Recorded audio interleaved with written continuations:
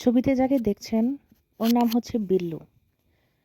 বিল্লু আমার জীবনের খুবই স্পেশাল একটি বাচ্চা। কারণ ও হচ্ছে আমার ফস্টার জীবনের মানে টাঙ্গাইল পেট ফস্টার কেয়ারের প্রথম ফস্টার। ওকে আমরা অ্যাকচুয়ালি পাই একটা ভাইয়ার কাছ থেকে। তো ভাইয়াটাকে ছোটোবেলা থেকে পালতো, কিন্তু মাঝখানে অনেক দিন ওর কোনো খোঁজ খবর ছিল না। তো কয়েক মাস আগে ভাইয়াটার কাছে ও এরকম আহত অবস্থায় আসে, যেখানে ওর একটা পায়ের সব নখের সবগুলোই পোকা খেয়ে ফেলছিল। তো ভাইয়াটা ম্যাগটগুলো ক্লিন করার পরে ওকে তার কাছে রেখেছিলেন, কিন্তু ভাইয়ার ভার্সিটিতে ক্লাস পরীক্ষা নানান কিছুর কারণে ওকে ঠিকমতো দেখাশোনা করতে পারছিলেন না। তো ভাইয়া আমার কাছে ওকে দিয়ে যায়। তো প্রথম ভাইয়া ওকে ফস্টার করতে চায়, কিন্তু আমরা ওকে ফস্টার রাখতে রাজি হই নাই, কারণ ও একটা রেস্কিউড বেবি, ওর স্পেশাল টেক কেয়ার প্রয়োজন, ও ফস্টারের যোগ্য না।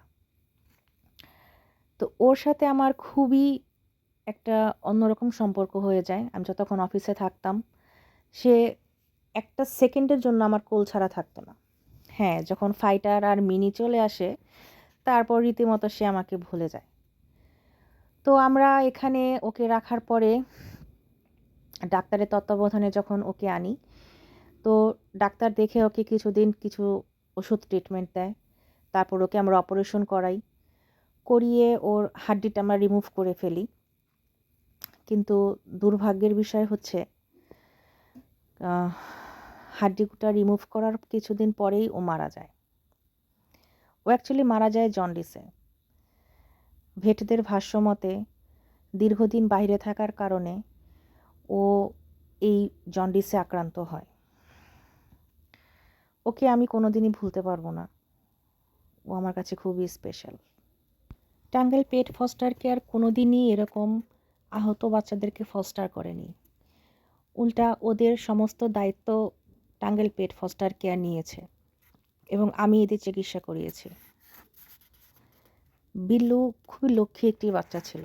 সারাটা জীবন বাইরে থাকার পরও ও খুবই লক্ষ্মী, খুব নন অ্যাগ্রেসিভ একটা বিড়াল ছিল। ওকে ডাকলে ও কথা শুনতো, ওকে যেটাই বলতাম ও বুঝতো। অফিসে গেলে ওকে ছাড়া আমার একটা মুহূর্ত কাটতো না, এবং ওরও আমাকে ছাড়া একটা মুহূর্ত কাটতো না। আসলে এমন একটা সময়ও আমাদেরকে ছেড়ে চলে গিয়েছে, যে সময়টাতে আমি ভাবতাম যে হ্যাঁ, এখন বিল্লু সুস্থ হয়ে গেছে, এখন বিল্লু ভালো আছে, এখন বিল্লু ভালো থাকবে, এখন বিল্লু এই, এখন বিল্লু সেই। কিন্তু হুট করেই মাত্র একদিনের আলটিমেটামে আমাদেরকে সময়ও দেয় না ওদের চিকিৎসা করা। আমাদের আশেপাশে বিল্লুর মতো এরকম হাজার হাজার বিল্লু আছে। আমরা এদের সবাইকে সাহায্য করতে চাই। হ্যাঁ, হয়তো সবাইকে সাহায্য করতে পারবো না, কিন্তু যে কয়জন বিল্লুকে পারি আমরা আমাদের সাধ্যমতো চেষ্টা করতে পারি। আমরা সৃষ্টির সেরা জীব, আমরা যদি ওদের সাহায্য না করি কে করবে বলেন? আপনারা ওদের সাহায্যের জন্য এগিয়ে আসেন। সাহায্য করার জন্য আমার থেকে কমেন্ট করতে পারেন, আমাদের দেওয়া নাম্বারে কল দিতে পারেন।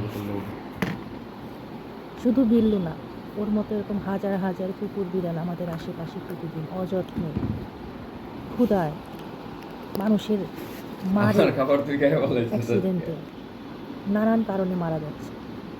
আমরা কয়জনকে হেল্প করতে পারতেছি? কাউকে হেল্প করতে পারতেছি না। নিজের জায়গা থেকে শুধু কী করি, ফেসবুকে ভিডিও আসলে দেখে কষ্ট পাই, ইস আহারে বলে শেষ করি। বিল্লু, সত্যি আমাদের দায়িত্ব কি এই ইস আহারে বলা পর্যন্তই? আর কি কোনো দায়িত্ব কর্তব্য আমরা পালন করতে পারি না? ইচ্ছা করলেই পারি।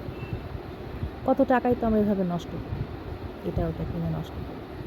সেই টাকার ছোট্ট একটা অংশ যদি আমরা ওদের একটু ভালো খাওয়ার পেছনে খরচ করি, দেখবেন মনে একটা অন্যরকম শান্তি লাগবে। আর ওরা আল্লাহর কাছে আপনার কাছে জন্য যে দোয়াটা করবে, সেই দোয়াটার বরকত বা ফজিলত আমরা আসলে কল্পনাই করতে পারি। আমরা অনেকেই বলি যে মানুষই খেতে পায় না, সেখানে কুকুর বিড়াল। আসলে এই কথাটার যুক্তি তর্ক কোনো কিছু আমার কাছে না, এটা যার যার বিবেক।